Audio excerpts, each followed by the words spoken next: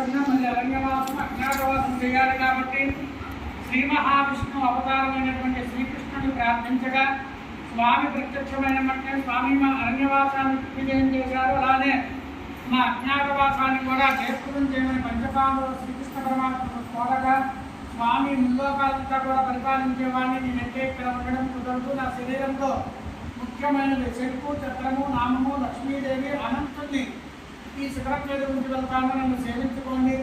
అనంతుడు అనేవాడు నాకు అత్యంత ప్రీతికరమైన వాడు.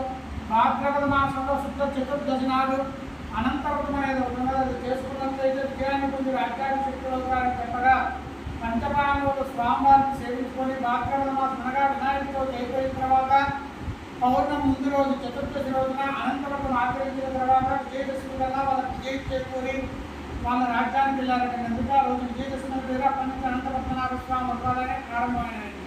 ఇక్కడ స్వామివారి మొత్తం కూడా సాలగ్రామ సమయంలో వెలిసిన స్వామివారి మీరు గమనించినట్లయితే మధ్యలో నామము చక్రము ఎడపక్కన శంకు దిగువ భాగంలో కుటుంబార్థం చేసిన దగ్గర కన్నీ కనిపించినంత వెంకటాద్భుత రూపంలో లక్ష్మీ అమ్మవారి రూపం ఉంటుంది.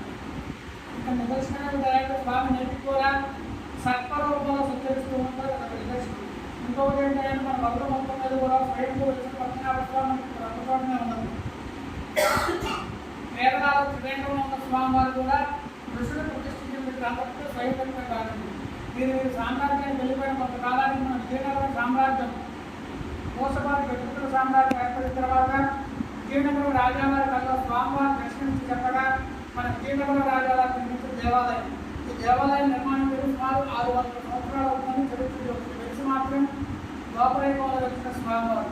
ఇక్కడ స్వామివారి రోజు కూడా ఉదయాన్నే 6:30 గంటల నుంచి 7 గంటల లోపల నిత్యభోక్తనామాలతో ఆరాధన, స్వామివారి ఉదయాన్నే అభిషేక కార్యక్రమాలు